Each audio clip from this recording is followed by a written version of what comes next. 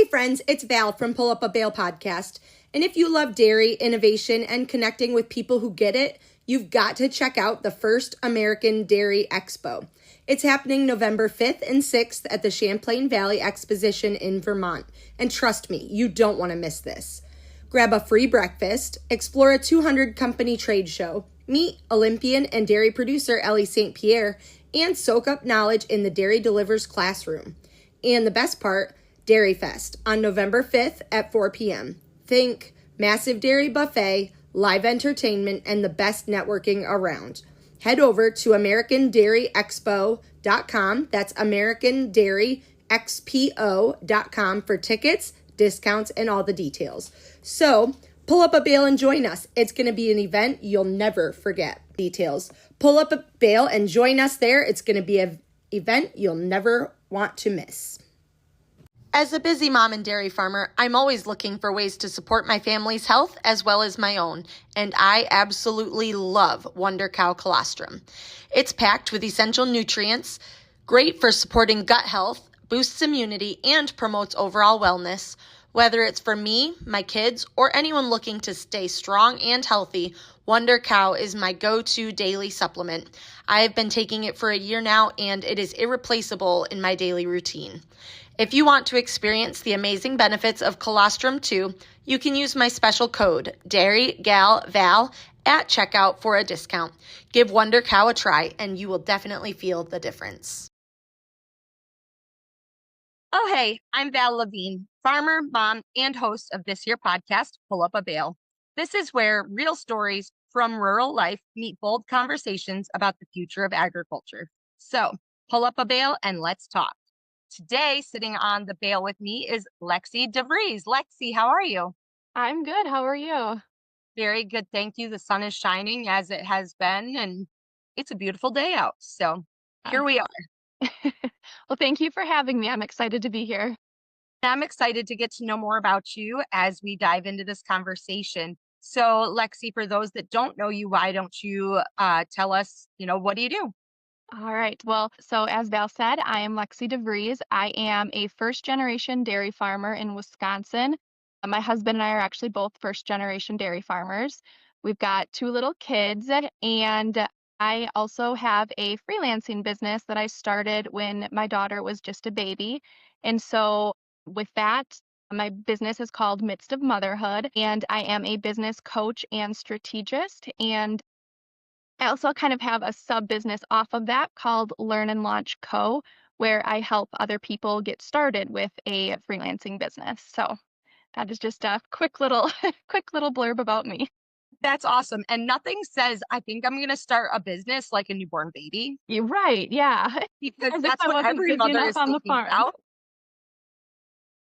Maternity leave gets the best of your boredom. What can I do? I have some time where I'm sitting here. What can I do to fill that time in? So let's start a business. It truly was being bored during nap time that got me started with it. So, I mean, as you know, on a dairy farm, there's not really downtime. Like, yeah, you maybe have an afternoon or a day where you can sneak away from the farm, but so my daughter was born, she was on the farm with us in a stroller, in a carrier, whatever.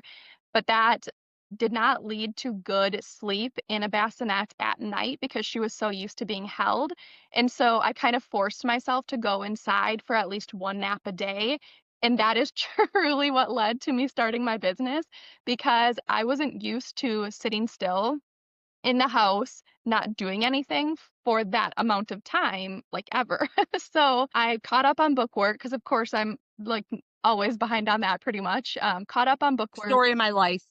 I Yep. binged The Office for like a week because it had been a long time since I'd watched that, and then I was just truly bored, and so I started looking for something to fill that time, and that is how my virtual assistant business got started. Oh my gosh, I love it. That is hilarious. I mean, I'm pretty sure there's not many mothers except for like rural agriculture moms that are like, I was bored during nap time, so I started a business. And here we are. Like, this is how this goes. Yeah. I think that's awesome. So let's kind of take a step back in time and talk about, growing up as a kid. So where did you grow up? What was life like for you as a child? So I grew up in Wisconsin, not too far from where we live now, so only about 20 minutes from my parents. I had horses and beef growing up, so we lived out in the country. I was actually the school that I went to, the school district, I was one of the few like country kids that went to that school. So most of my friends lived in town, didn't really have any ties to agriculture.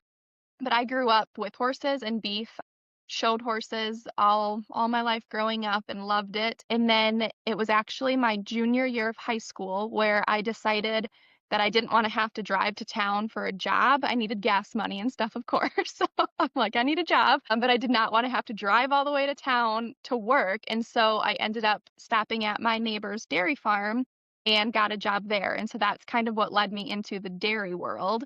I met my husband. He worked on the farm. He is also a first generation dairy farmer. So again, one of those crazy things where he just Good decided to thing work. you didn't want to drive to town. Yeah. So it really did, I would say, change the trajectory of my life because who would have ever thought that I was going to be a full-time dairy farmer and definitely not me, when I was 15, 16 years old, going to get a part-time job milking cows, but here we are. Yes. So what was his job? So he was the herdsman. So he's a Ah, few years older than me. So he grew up in a smaller, kind of more farming community, but kind of opposite. He was the town kid. So he didn't grow up with parents in agriculture. He had some like uncles and family friends and stuff that farmed. And so kind of similar to me, he also just got a job on a friend's family farm in school when he was older. So that was kind of where he learned the dairy ropes. And then he grew up in Minnesota. He ended up moving to okay. Wisconsin. And it was like kind of mutual acquaintances that ended up getting him the job on that specific dairy farm. Um, It was fate. it was, yes, a lot of moving pieces that led us kind of both to where we ended up there. And Now, was it love at first sight? no, not really. So we just kind of got to know each other and figured out that we had a lot in common. So it was just, hobbies and hunting, and I did a lot of like trap shooting and stuff growing up, and so just a lot of similar interests. I would say the one thing we don't have in common is how much he loves fishing. I don't enjoy fishing. But there Because it's again, it's hereditary for you. There. it's too much stillness. They have that innate ability to just sit there and shut their brain off. Yes. Us women, when we're trying to do anything like fishing, sit there and our brain's like, well, what do I have to do when I get home? What's on the list? What do I have? Oh, I really need to get this done. And then you pick up your phone and you start making a list and you're just like, I'm not enjoying this. All I'm doing is thinking of more things I have to do. Exactly, and all the things you could be doing at that moment, but you're stuck Yes. in the boat instead. Whereas men can just be like, I'm not going to worry about it. And they just Mm. shut it. I don't know how they do that. They Don't should like either. figure that out for women so we can just be like, click, shut it I off. wish. Hence why businesses are born on Exactly. maternity. That's why women can farm and homeschool and do all the things. All the different things. Somehow we're able to just find a way to get it all done. Yes. So back to your story. So you're, 16, you get this job on this dairy farm, milking some cows. You're obviously still in high school. So what, how did So things go from there? my plan was to be a speech pathologist. That is what I went to school for. So I graduated high school. I went to UW River Falls, for anyone familiar with Wisconsin schools. And I majored in communicative sciences and disorders to be a speech pathologist, and I minored in animal science. I graduated in 3.5 years because, again, I'm just go, go, go. So I graduated early as well. So I know Yeah. all about it. Why waste 4 years when you can get it done in 3.5? And you can overdo yourself and just be done with it. Yes. Yeah, It's cheaper that way too. it is. Yes. So my plan with graduating early was to work. Still, I was driving home every weekend to milk cows. I mean, to see my boyfriend because he was still back home milking cows.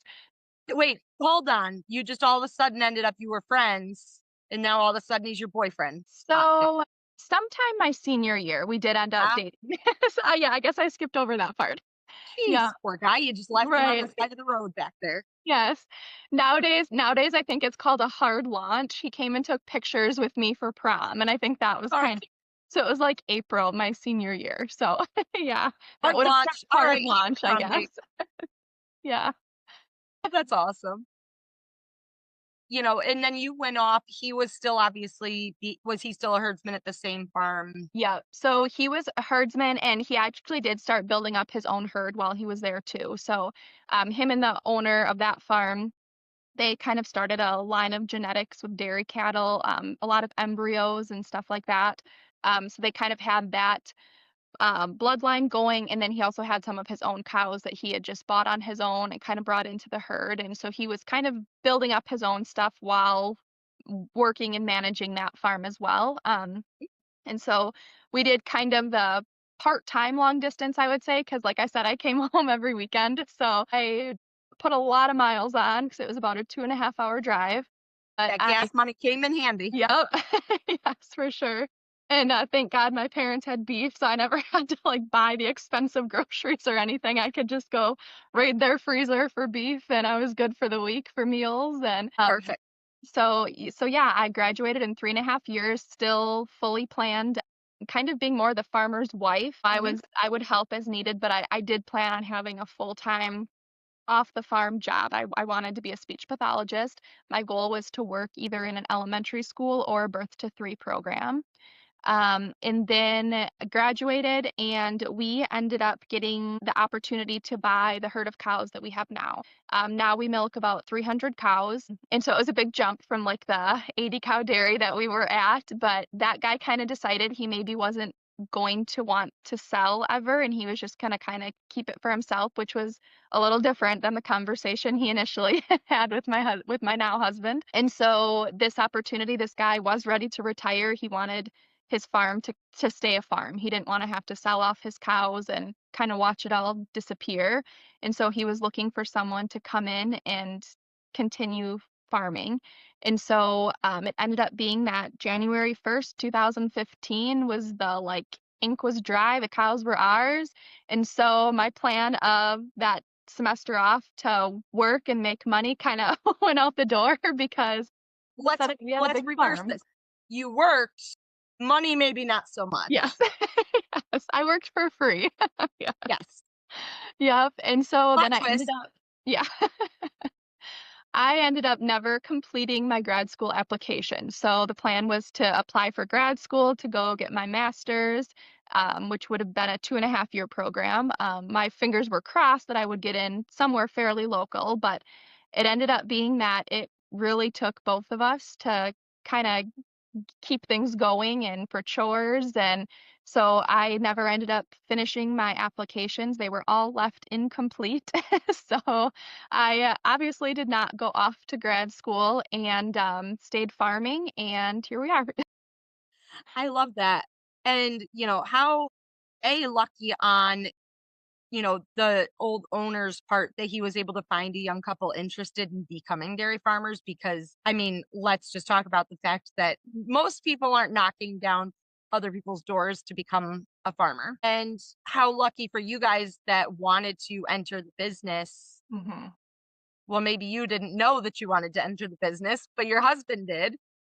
How lucky that you were able to find someone that was able to help you get that transition, because I feel like just the values and what people want out of the situation, it's very, it's a great thing when you do have both parties interested, but it's another thing to get that deal made and get it done where both parties are benefiting, because trying to get people to agree on things, let's just face it, is not the easiest thing in the world. So Yeah. I know families that probably have a harder time transitioning than, Yeah. a nice smooth transition of, taking over someone else's farm. Yeah.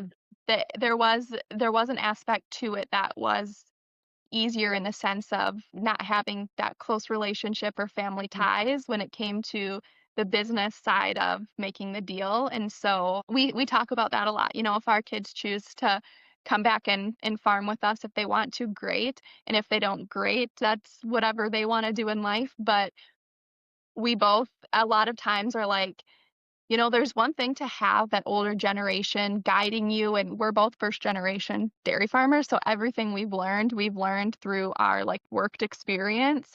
Mhm. And sometimes that can be hard when it comes to certain decisions because we don't have years and years and years of history to kind of reflect on and say, well, this happened this year, so maybe we should make this decision now. And so it's been a learning curve for us in a lot of ways, but also we get to make all the decisions. So there's kind of those pros and Yes. cons to it. Like we only have to agree with each other or piss off each other, like there's not a whole nother generation of opinions and, all of that extra Yes. stuff. So More family members in the picture just make things more complicated sometimes. I could definitely attest to that, especially when everyone seems to have their own opinion on how things should yeah. go. So, Yeah. agree. But that's really awesome. And, have you guys had, other farmers in the area that have been willing? Did the old farmer, did he end up, offering advice or offering a little bit of help to help get you guys going? How did that work for you? Yeah, so the existing employees for the most part all stayed, which again, kind of good, kind of bad. Um, but it was good. He buying January 1st, as you can imagine, there's like waters that freeze and we're learning where are these water lines going? And, you know, a lot of stuff that kind of went into it. And so he was around. We started off renting the barns and the land. And so we purchased the cows, rented the facilities for a couple of years before now we own everything. It's been, gosh, 6, 7 years since we've purchased the land and everything. But so he was around for Oh, questions and for help if we needed it. And there are some really good guys in the area that have kind of helped us out with stuff, and we started truly with nothing. We had one tractor. The cows that my husband did own, that farmer ended up buying from him when we left because his herd size would have dwindled mhm. considerably if he hadn't have kept the existing cows in the barn. Uh, we really started up here with like one tractor. I did take one cow with me that I considered my cow. So we started up here with one tractor and one cow, and yep, so it was a big undertaking to take on what we did, and so it was good that the previous owner was around to help us out, and his wife helped me out with some of the payroll stuff, and because that that was a big learning That's a fun too. time. Yeah, so it was Under all the bookwork, all the taxes, all the payroll, all the things that suddenly were on my plate because still my boyfriend at the time, but my husband now was like, here you go. So it was like, your problem now. Have fun. okay. I'll be out with cows. So it was a lot to learn. And we were very fortunate that they were willing to help guide us with some of that stuff. That's awesome. So, like what was one of your biggest learning curves with, going from thinking you're going to be a speech pathologist to wait a second, now I'm a full-time dairy farmer. I didn't even grow up on a farm. So what to you was like the hardest thing to learn or deal with or accept with your new role as full-time dairy farmer? I think it was more a mental acceptance of it's okay to change paths and to be to be happy and to be okay doing this instead of like that vision that I had had for myself for so many years.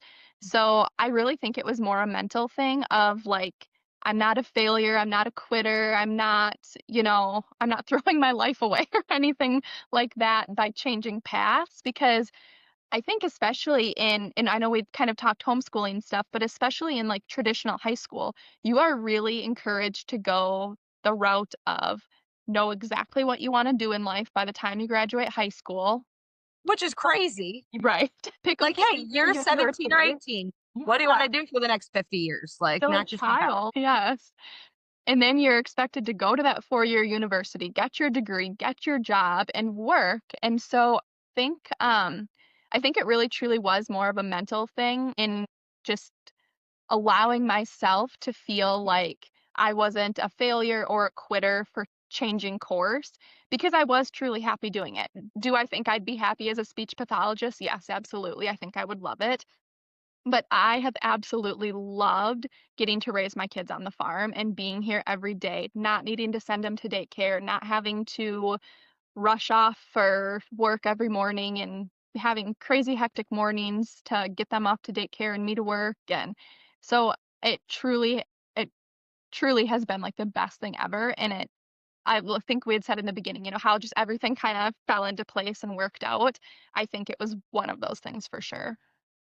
I love those. And, it may seem, like you said, you struggled with that mental, like, I don't feel like I'm supposed to be here. I feel like I'm supposed to be somewhere else.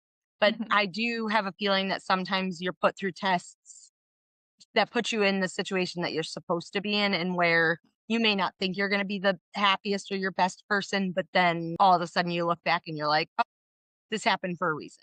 This happened for a reason. Like, that was a challenge. I passed it. Here I am. And being successful and happy, and where you end up is so important also. Yeah. And I think had we stayed on that smaller farm, it would have been a different situation. Maybe my husband and I could have made it work if it was him and I doing all the milkings and all the chores every day. But for this size operation, it definitely takes both of us I mean, we're both actively working on the farm with chores, but also the management side of it. And so it's it would have been, I think, too much for just him had I still gone off and gotten a job and been doing something else off the farm. So it really did all work out. That's awesome. I love to hear a good, it Mhm. all works out story. Yes. So let's, fast forward a few years into, becoming a mom and starting a business. Now, did you have any inkling prior to having your first baby that you were going to start a business besides the farm? No, so I have like kind of dabbled in the MLM type stuff before. I tried selling Mary Kay for a while and I don't really ever wear makeup, so I don't know Called why. It's called I'm a broke farmer. I'm trying to make some extra cash for spending money. Yes. Okay. Yes. And I think some people have very good success with those.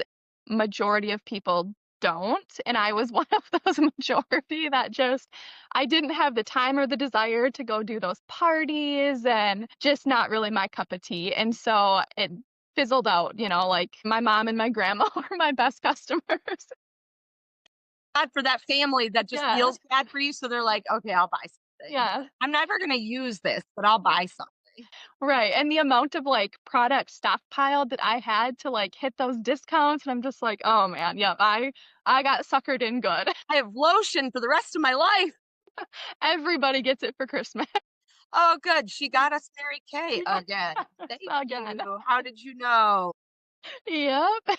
And so yeah, I knew that I had wanted something. I wanted something to kind of bring in that extra money, and I had just not found it. I did also do some like craft sales and things like that.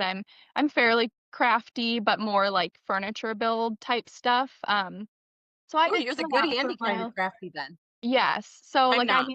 we've got like an end table and our TV stand that I've built and some stuff like that. But again, like so time consuming. It was a lot of time, a lot of money invested in all these boards and stuff that I ended up using on the farm, I think, because it just, it took a lot of time. It was going to craft shows and loading up all the stuff and a lot of extra work, and not a whole lot of good returns, I would say. Again, kind of ended up being more of an expensive hobby for me for a while there. And You had um, horses as a kid. You know all about expensive hobbies. exactly. Yes. And so then, let's see, we got married in September 2017, and I kind of stopped like all the stuff at that point. Like I did a lot of stuff for our wedding, a lot of, like kind of crafty things for our wedding. And after that, I just kind of was like, nope, I am done. I'm like done with it all for a while. And then it was really just kind of focusing on the farm and stuff for a few years. And then my daughter was born in August 2019, and it was May of 2020, I believe, when I finally started my virtual assistant business. So a little bit of a gap there after she was born. It wasn't immediate, but like I had said, we started off on the farm and she was just kind of with us, and I got pretty sleep deprived with the lack of sleep, and it took quite a it did take, I would say, probably 2-ish weeks of that dedicated nap time in the afternoon of her, at first it was the same at night where you'd lay her down and she'd sleep for 2 minutes until she realized she wasn't in your arms and then she was wide awake crying. And so it took a couple weeks to get her napping. And then once she was napping and I had that like hour of time, it was like, what can I do? That was what really kickstarted all of it. Aw- And how did you land on, doing virtual assistant things? Yeah, so I had already kind of attempted and failed the MLM stuff, so I wasn't really interested in that. I did look into starting a blog, and I was really kind of decided on that actually. Like it was going to be some type of farm blog, motherhood blog, something along those lines. And I ended up reaching out to a girl who I followed. She had like a home decor blog, and of course, I had done my like Pinterest research on how to start a blog and all of that stuff. And it seemed, relatively easy for the most part. I had a lot of questions still on like the tech side of it because that wasn't really my area. The writing stuff was easy, the tech stuff, not so much. And so I ended up reaching out to a girl who's I followed on social media. She had a home decor type blog, and we started talking. And she ended up saying, like, hey, get on a Zoom call with me. And I'm like, what? Like that was kind of an unheard of thing for me at the time. Like I didn't do Zoom calls, like that wasn't like really a thing for me then. But I did. I got on the call with her and I was asking her all these questions on starting a blog. And then she kind of started asking about like me and what I do. And I'm just, telling her all this stuff and, the stuff I manage for the farm, the payroll, the billing, like all the, admin type stuff that I do on the farm. And she's like, it takes a long time to make money with a blog. You need a following, you need the affiliate links, you need all this stuff. If you're looking to make money and you have these skills, why don't you just start a virtual assistant business? And I'm like, well, what is that? I don't know what you're talking about. Can't get people coffee virtually. It doesn't work. Yes, exactly.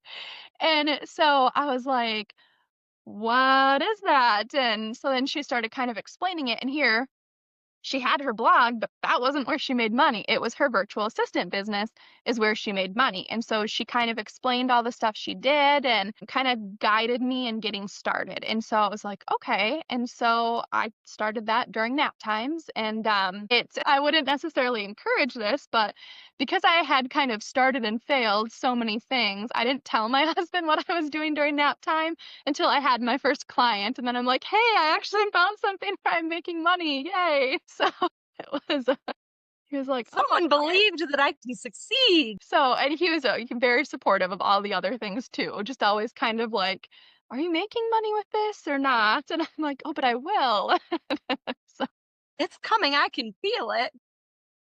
Is this other box showing up with your name on it? It's fine. I just need more products. yes, I had exactly. to hit that discount. Yeah. So yeah, I had my first client and was working just during nap times. And after a while, she wanted me to take on some additional hours. And so I woke up like an hour before chore time in the morning and would answer some emails and do some work for her then. But otherwise, it was very much, I kept my days pretty structured where it was, my mornings on with my daughter and then out doing chores, and then we'd, do whatever extra stuff that needed to get done on the farm, and then we'd come in for lunch and then her nap time and I would work, and then we'd be back out for chores in the afternoon. And so it worked pretty slick there for a while. For a while. For a while, yes. And she decided not to nap. I had kind of a burn it all down moment when I was pregnant with my son, where I kind of tossed my business to the side, and didn't do anything with it. So I had let go of that client. I don't know how your pregnancies are, but mine are rough. So very, very nauseous the entire pregnancy, very tired. And so with a toddler and the farm, it was like, nope, nope, nope. Yeah. So I had kind of a burn it all down moment, and wasn't doing anything as a virtual assistant then. And it was a couple months after he was born. I can't remember exactly when, but a couple months after he was born that I kind of felt human again. And then I decided, hey, I've got that 2 seconds of free time. Let's start it up again. So Let's go. Who can I yeah. get now? So so then I revived it and was back at it, but I actually got certified as an online business manager. And so then instead of working as a virtual assistant, I was kind of working like one step up as an online business manager, where I took on more of that manager role in people's businesses. So So give us, for those that may not really understand what that means. So give us like a breakdown of different things that you would do. yeah, so as a virtual assistant, you are kind of the doer of the business. So typically, the business owner is going to ask you to do certain tasks. A lot of them are pretty repetitive, like answering client emails. So my first client, she had an online business where she created like graphics and stuff for other people to use in their business. And she would get a ton of emails about like everything. Basically, if people would have read the instructions or whatever, it would have answered it. But there's always those people that just email and ask. So a lot of responding to stuff like that. I would schedule some calls for her for people that she needed to meet with. She had a membership also, and so it was a lot of, I lost my login, can you send it to me, and stuff like that. Just kind of that tedious stuff that has to get done because you need it done to have happy clients and happy people, but she didn't really have the time for. And so I did a lot of stuff like that for her. I also helped her create a few digital products, which is kind of what got my toes wet in like the digital product world. So I helped her create different guides in Canva and just helped her plan out videos that she was going to record, plan out different products that she can launch, and kind of stuff like that. And it was doing some of those tasks that led me to feel that an online business manager was a better fit for me than a virtual assistant, just because I was kind of starting to creep into those higher level tasks with her.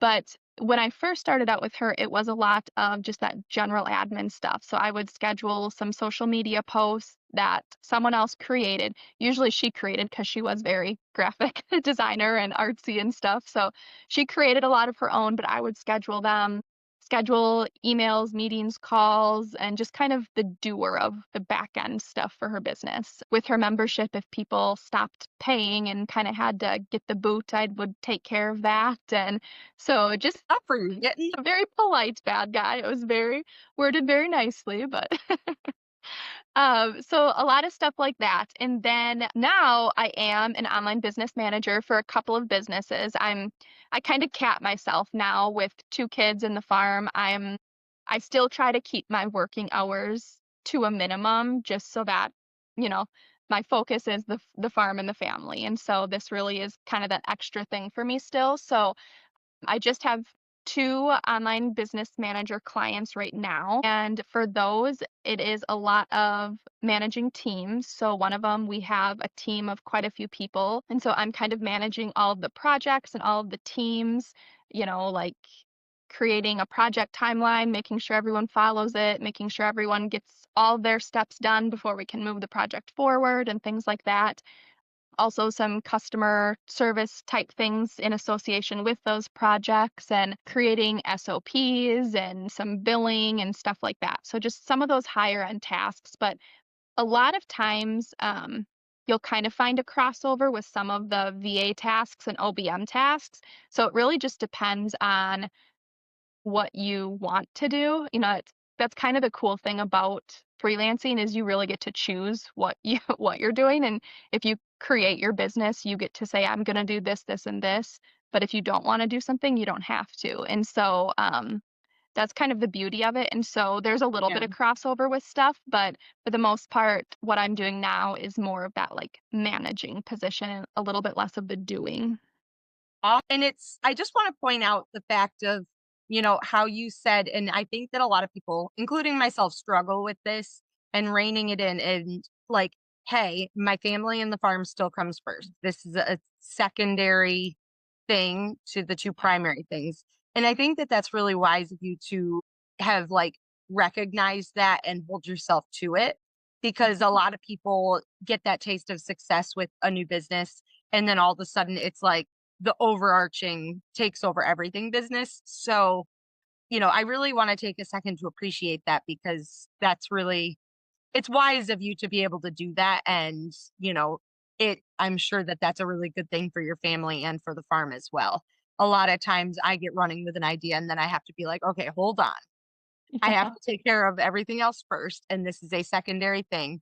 And, with what I do, like definitely not getting rich off this. So I do have to remember what actually pays the bills before I go ahead and do stuff that's like, could someday pay the bills, but guess what? Yeah. It's not doing it quite yet. So I do appreciate the fact that recognized that and hold yourself to it, especially with two littles and doing all the other things. So that's awesome.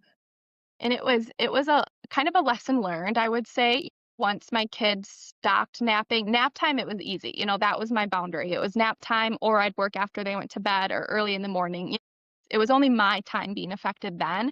But once they stopped napping, it got a little bit blurrier to where it was like, okay, mom is going to sit down and work for a couple of hours here, and then we're going to play.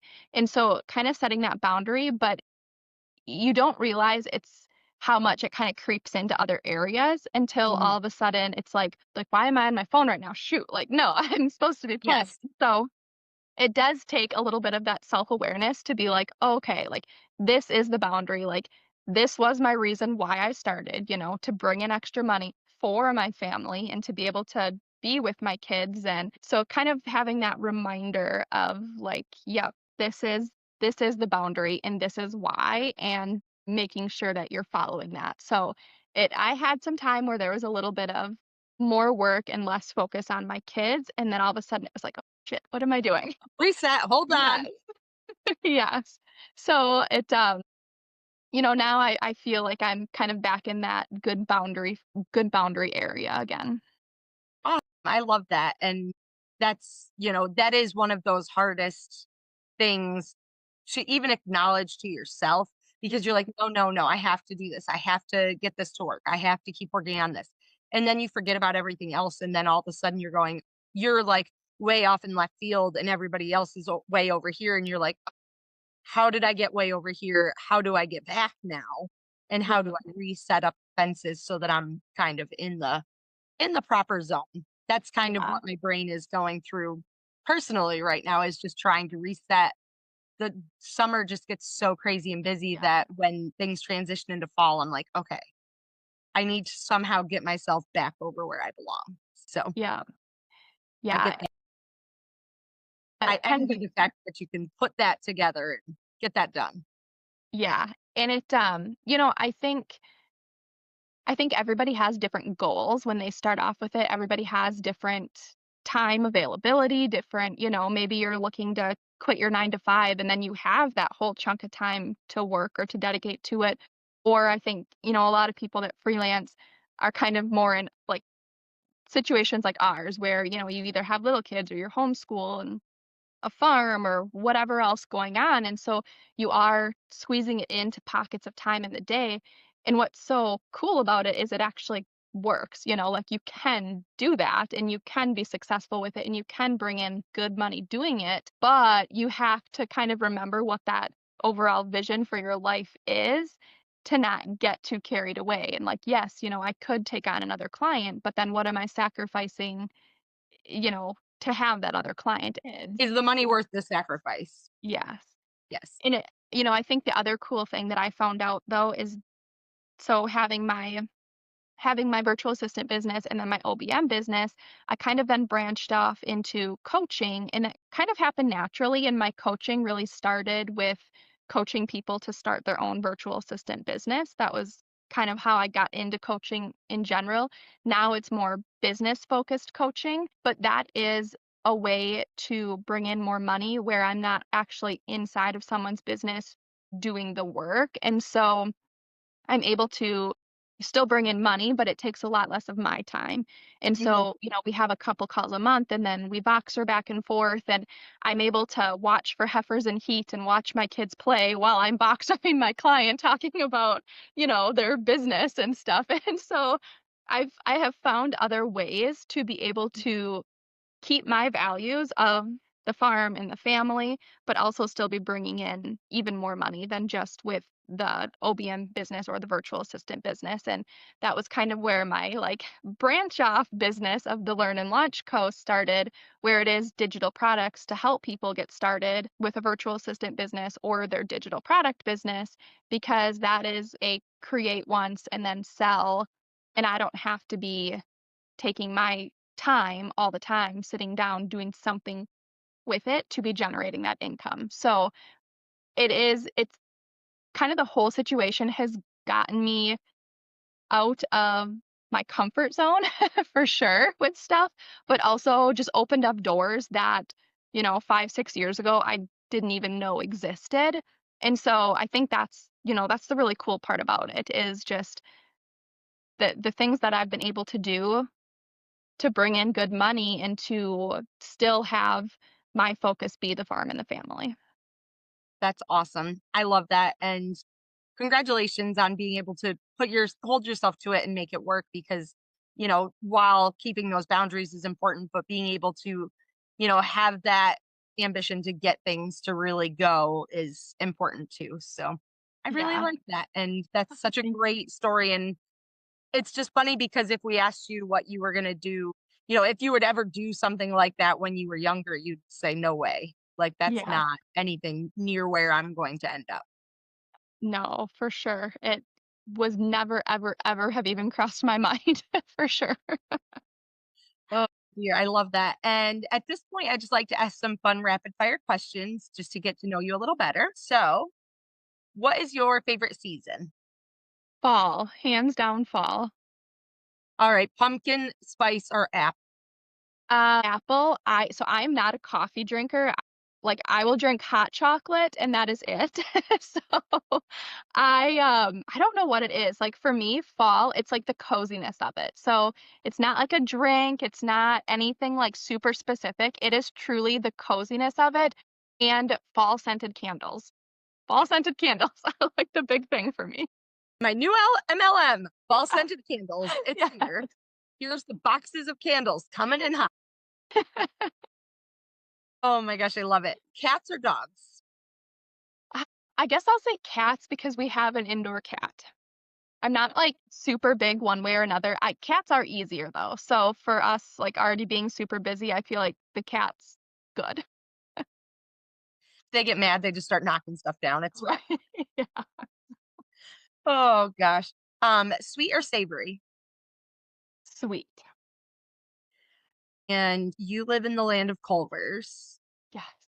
What is your go-to Culver's order? Probably sounds ridiculous. A plain cheeseburger kids meal with a root beer is like They the do only have thing the I'm best root beer there They ever. do, yes. Their root beer is so good. But And yeah, I'm a very picky eater, and so literally a plain cheeseburger, the burger, the cheese, the bun, that is it. I love their fries, and the kids meal is like the perfect size, plus you get the little ice cream coupon. that's why she gets the kids meal. Yeah. Okay, because she wants the little Scoopy card. So That's that is all I've like ever gotten from there. We do get cheese curds if we're all yeah, I going was just gonna say, together. We tell me get you've cheese gotten the curds. cheese curds Yes. because Yes. they are life. Yes. And I live in the land of no Culvers, and it's the worst. It's funny One to of me that I didn't realize what like a big thing Culver's was growing up because we just had Culver's. Like we had McDonald's, Burger King, and Culver's around us. Those were like the three things. And a Subway. I'm a must be Subway. nice to live such a life of privilege with Culvers right down the road. I have Right. to drive like 6 hours if I want Culvers. Yeah, and like that was what we had. So I got used to it, and it wasn't until I got older that people were like, Culver's, and I'm like, oh yeah, I mean it's good, but uh, Culver's is the best. And they do have top-notch root beer. I never drink soda, but if I go to Culver's, I definitely get a root beer because it's yeah, delicious. So, yeah. It is good. As always, shout out to Culver's on my podcast because they should just be a sponsor at this point because we talk about them all the time because they're awesome. And if I travel somewhere with the Culver's, I go to Culver's. Yeah. Way Oh to yeah, go. it's still my go-to no matter what. What's your favorite ice cream flavor? Um, I would say chocolate chip cookie dough, but I usually go for a root beer float. I haven't had one of those in forever. I need one of those. Okay. That's like a big summer thing for us. We are big on root beer floats in our family in the summer. That's like our treat in the summer. Red root beer float is delicious. I have not had that. Do you put soft ice cream or hard ice cream in it? Uh, so we usually set like before supper, we'll set the ice cream out on the counter to kind of let it start melting and soften a little bit. But then we just use like regular vanilla, nothing All right. fancy or special with it. But we let it soften a little bit so it's not like hard frozen. I like it. Yeah. I like the way you think. And warm root beer or like just room temperature root beer makes it all like melt together. Ah, So another little trick. all right. Now I need a root beer float. Okay. Um, what's your favorite holiday? I would say Christmas. And not just because of gifts. Like I just like the vibe of it, I guess. Like how everyone just kind of seems cheerful and happier. Christmas cheer. It's the Yeah. Christmas cheer she's after. Yes. And the lights. We love the lights. Yes. Always fun. And when you have little kids, it is like a magical time.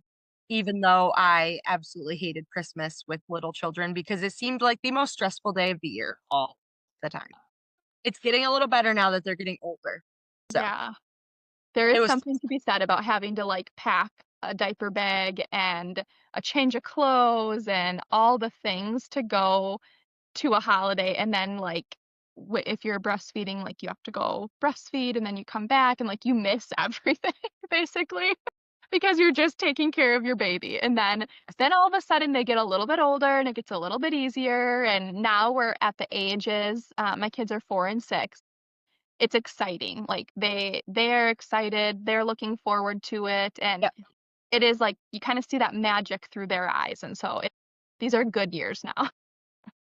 you're getting into it. Yeah. Good. I love that. Go to TV show, like for binge watch. If you're just gonna binge something, what are you going to? I would say The Office. But it's been years. I had an inkling you're gonna say that based upon what you said earlier. Yeah. The Office or Friends are those shows that I could just turn on and kind of have in the background while I'm doing other stuff. But we don't really ever have like the adults don't get to watch TV in our house anymore. No. So So it's been a long time. we are huge Friends fans in my house. And Okay. this is like it's not there's no shame in my game. We literally watch Friends every single night falling asleep, and we have for the last I don't know how many years.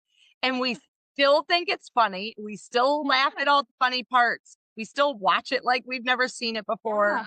I could probably recite the majority of the episodes. No shame in my game. It's like that thing to fall asleep to. Like, I Yeah. know what's going to happen. So it's not like I'm staying awake to watch what's going to happen. And I know it's a Yep. bad habit and I shouldn't fall asleep with the TV on, but I do. And here we are. Yeah. And like, it sends me off to dreamland in a good way because Friends is where it's at. So, I think a lot of those shows get funnier the more you watch it too. Like you know what's gonna happen, and then that almost makes it funnier because you know what's gonna happen. yes, I have a few friends at the gym that I go to every day and also obsessed with Friends. So we sit there and quote it. And it's like the Bruce Willis part when he's like when they're in the cabin and Ross is under the bed watching him and he's like, I too am a neat guy. And he like puts his muscles up and makes them. So when we're trying to pump each other up, that's our favorite thing. We'll just be like, it's a good way to pump each other up. Yeah, It for works. sure. People that speak the same languages. Yes, I know. Um, It always sucks when you like recite a line and it just doesn't land. yes. And you're like, you obviously don't watch Friends because you didn't get Right. yes, and it's terrible. And then we're like, well, we can't be friends now. Yep. Things that determine friendships when you are of this age. The important And thing. you quote Friends. You understand if I say a Friends reference. Do you Yeah. catch it? Do you not catch it? Because This is where paths may split. So, oh my gosh. Favorite place you've ever traveled? Hmm. So we, like I said before, grew up with horses and beef. So we didn't really do like big family vacations, but we did go out west to the Cheyenne Frontier Days Rodeo when I was younger. Jealous. Oh my gosh. And we did like a whole trip of it. It was like probably the one big vacation we really went on when I was a kid. And we took an RV and did like all the spots from Wisconsin to Wyoming. And so we hit Oh up my like gosh. all the big cool things that everybody goes to see as you're making your way out there. And so yeah, that was a good vacation and one that I really want to recreate for our kids when they're a little bit older. I am so jealous because I'm a huge rodeo fan and Cheyenne is one of those bucket list places to go, as is Pendleton, Oregon. Yeah, The Green Mile is so cool. yeah. I don't know if do you follow any of that at all? So not really anymore. I used to get into some of it, and now, like I said, our TV and stuff just isn't on unless it's like Disney Channel stuff. But No, mine is like I see it on Instagram, Facebook, TikTok. Like I follow yeah, all my favorite barrel racers there. yeah, yeah. I'm not as into it as I was before, but I still will catch like some stuff here or there and some highlights. And I also want to go to the stockyard someday. So that's The important. stockyards in Fort Worth are fantastic. I've been there multiple times. I will be Okay. going there again in November. So, Oh, which fun. actually it's been a few years since I've been there. So I'm excited Okay. to head. My That'll be goal is fun. to someday run barrels in the stockyards. So Okay. Okay. at the Cowtown Coliseum. Yeah. That's because Pendleton would be really fun to go run at, but Pendleton is like huge. Like the barrel horses are running like 28 and a half to 29 seconds, Yeah. like the top ones. And Yeah. they run so fast across that pen and then turn the second barrel. And I'm like, I pretty sure I'd just pee my pants and start crying, like, or fall off and embarrass myself. So Yeah. I don't think I've got the guts to run at Pendleton, but Yeah. I showed out pleasure down I can. growing up, so I'm not like a big speed person. Like if my horse did like a really good extended lope, I'm like, this is good. I've got the need for speed. I barrel race. I like to go fast. Okay. Yeah, that was never me. It's not for everybody, and that's fine. No. So I guess with this being said, obviously you have the farm and little kids and whatnot, but if you all of a sudden someone said you can go on a bucket list vacation, where are you going? Anywheres. I'm not a big like out of country traveler, so I feel like if we could go anywhere, we would be hitting up all of like the big like national parks and like kind of like that like Cheyenne Frontier Days. Like we would just make like a whole big trip of the US and hit up like all the cool, neat places. Awesome. Oh, And we do have a lot. The United States does have a lot of good vacation destinations to hit. yeah. So, awesome. And your deep thought question for the day is if you could go back and tell your 18-year-old self a piece of advice, what would that advice be? And would she listen? Because that's a big part of it. I don't think she'd listen. She'd probably just roll her eyes. One of those 18-year-olds, huh? Yeah. Gosh, I would say to um to not be afraid to try new things and also to not be so worried about having it all figured out. I think, and that's honestly still stuff that to this day I'm having to remind myself a little bit, but I would say those are the big things because kind of like I had said, I graduated and I was like I was focused on what I was gonna do, and I was gonna do it, and I was gonna do it good, and then life changed. And but if you would have told me that at 18, like you're not gonna use your college degree, I would have been like, oh my God, you know? Oh my gosh, but how will I live? Yep. You So went yeah, to college for a reason, but you're not going to use your degree, so it's yeah. fine. Yep, It'll I be love that. fixed the day you get those student loans paid off. Yes, the big things in life. Yes. What is a quote that means a lot to you and something that resonates deeply with you? Mm.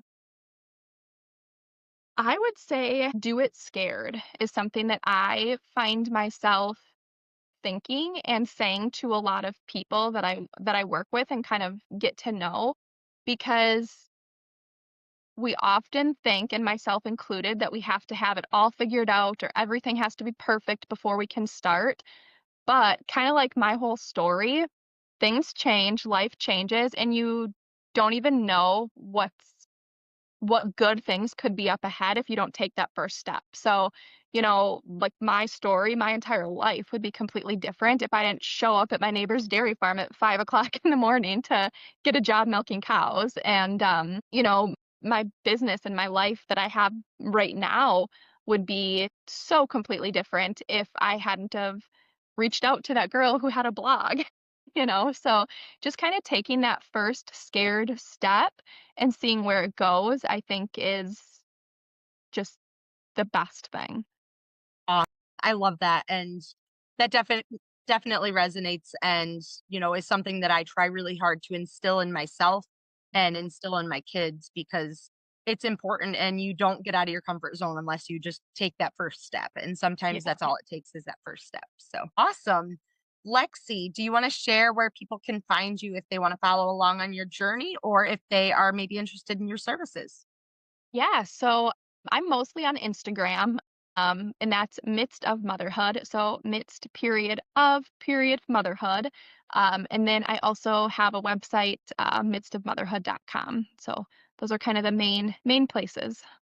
Aw and I will make sure I tag those in the show notes for everyone, so if you are looking to check her out, you can just check out the show notes and give it a click, and as always, thank you, Lexi, so much for joining me. I had an absolute blast hearing your story and getting to know you because your story is fantastic and, such a great example of what does happen when you step outside your comfort zone and kinda let life take you where you're meant to be, and I think that that's a wonderful thing. So thank you so much for coming on the podcast today.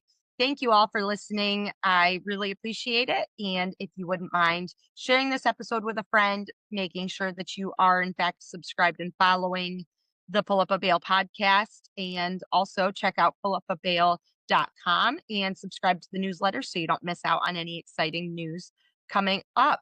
And we will talk to you all next week. Thank you so much for pulling up a bale with me.